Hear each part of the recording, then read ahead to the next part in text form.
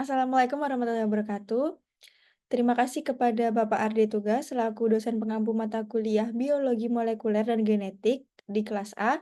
Sebelumnya perkenalkan, kami dari kelompok 10 kelas A ingin mempresentasikan hasil kerja kami terkait materi transkripsi dan translasi.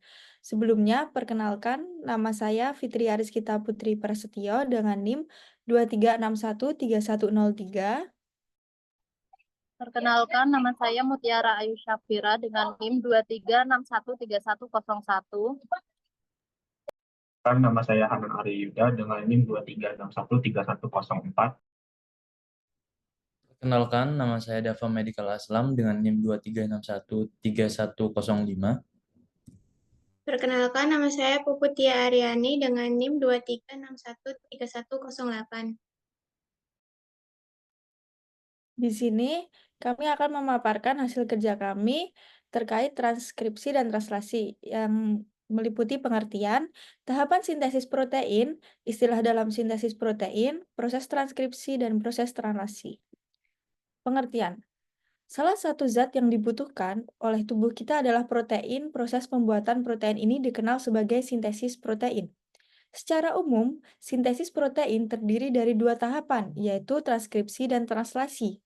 Transkripsi merupakan proses pembuatan salinan mRNA yang berasal dari DNA terjadi di nukleus atau inti sel. Sedangkan translasi merupakan proses penerjemahan mRNA menjadi protein dan biasanya translasi berada di sitoplasma. Jadi singkatnya, sintesis protein adalah proses DNA menjadi mRNA dan mRNA menjadi protein. Selanjutnya, tahapan sintesis protein yang meliputi tiga jenis, antara lain mRNA, yaitu pembawa kode genetik atau kodon dari kromosom yang ada di dalam nukleus ke ribosom pada sitoplasma. Selanjutnya, rRNA adalah mesin perakit polipeptida yang bergerak ke satu arah di sepanjang mRNA. Yang ketiga adalah tRNA yang membawa asam amino ke ribosom.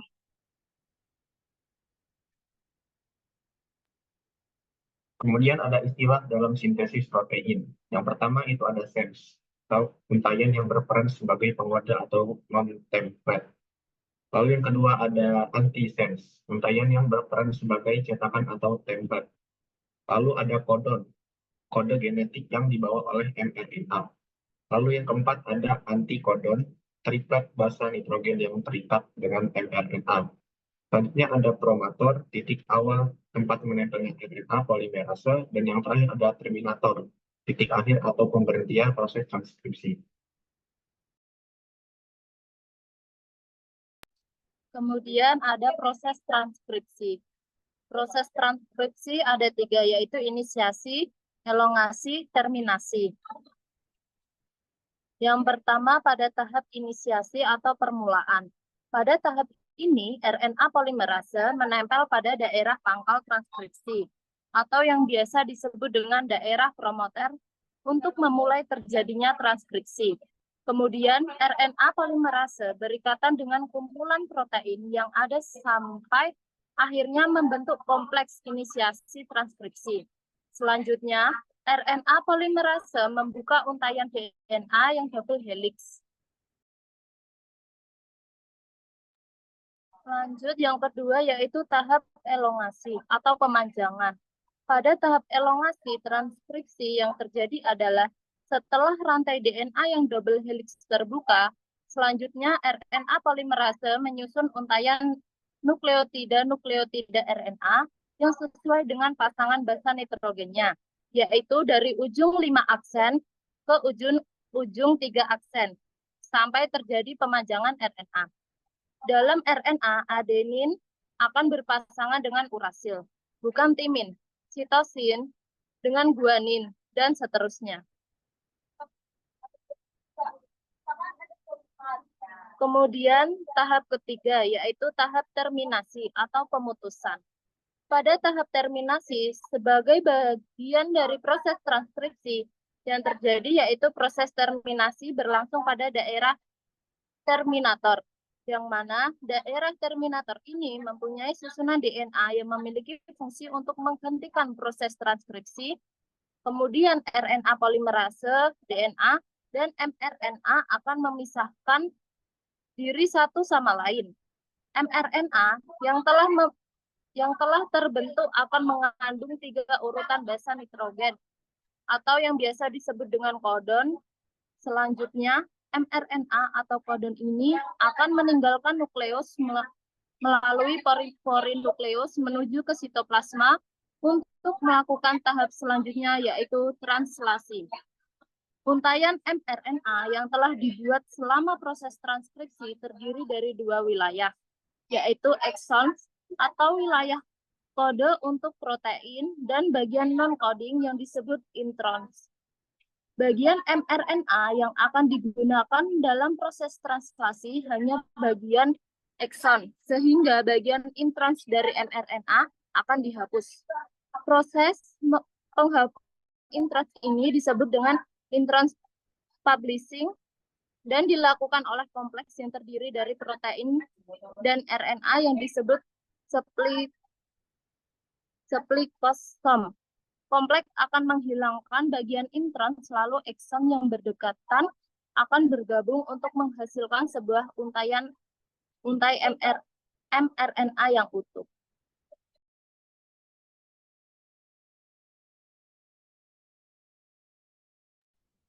Selanjutnya yakni proses translasi. Proses translasi dibagi menjadi 3, yakni inisiasi atau permulaan, terus elongasi atau pemanjangan, dan terminasi atau pemutusan. Proses translasi. Proses translasi terjadi pada sitoplasma, tepatnya di ribosom yang disusun oleh rRNA dan beberapa macam protein. Secara umum, proses translasi terdiri dari 3 tahap, yaitu inisiasi, elongasi, dan terminasi. Namun, proses translasi biasanya diawali dengan proses aktivitas, yaitu pelekatan tRNA dengan asam amino. Tiap asam amino digabung dengan tRNA yang sesuai dengan enzim aminoasiasil plus tRNA sintetase. Ribosom memudahkan pelekatan yang spesifik antara antikodon dengan kodon mRNA selama sintesis protein. Pengikut kodon dan antikodon sebenarnya merupakan bagian dari 2 pengenalan yang dibutuhkan untuk translasi suatu pesan genetik yang akurat. Proses ini disebut dengan aktivitas tRNA. Tahap inisiasi dari selanjutnya yakni tahap inisiasi. Tahap inisiasi dari translasi membawa bersama-sama mRNA, sebuah tRNA yang membuat asam amino pertama dari polipeptida dan 2 subunit ribosom. Pertama, subunit ribosom kecil mengikatkan diri pada mRNA dan tRNA inisiator khusus. Subunit ribosom kecil melekat pada segmen leader pada ujung 5 aksen atau upstream dan mRNA. Pada bakteri, RNA dari subunit membentuk pasangan basa dengan urutan nukleotida spesifik dalam leader mRNA. Selanjutnya yakni tahap elongasi atau pemanjangan.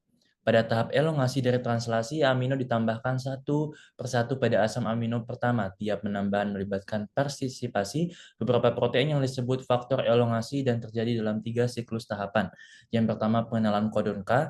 Kodon mRNA pada tempat A dari ribosom membentuk ikatan hidrogen dengan antikodon molekul tRNA yang baru dan masuk membawa asam amino yang tepat. Yang kedua, yakni pembentukan ikatan peptida.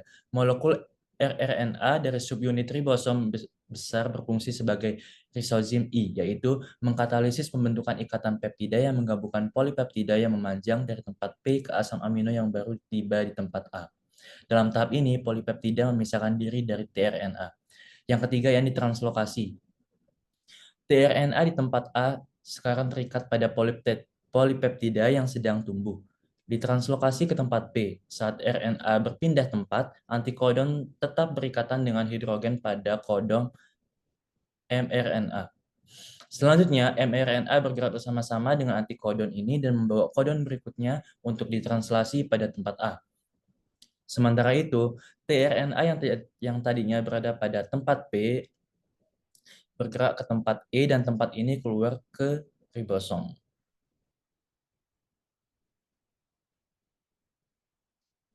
Selanjutnya yakni tahap terminasi atau pemutusan. Tahap akhir translasi adalah terminasi. Elongasi berlanjut hingga codon stop mencapai tempat A di ribosom. Terdapat 3 jenis codon yang berperan sebagai codon stop, yaitu UAA, UAG, dan UGA. Codon stop ini tidak mengkode suatu asam amino melainkan bertindak sebagai sinyal untuk menghentikan translasi.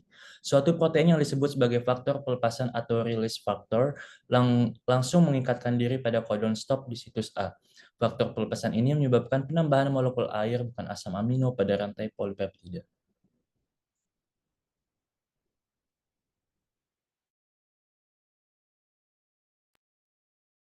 Berikut penjelasan terkait materi translasi dan transkripsi dari kelompok 10. Apabila terdapat kesalahan baik perbuatan maupun perkataan, mohon untuk dimaafkan. Sekian dari kami. Wabillahi taufiq wal hidayah. Wassalamualaikum warahmatullahi wabarakatuh.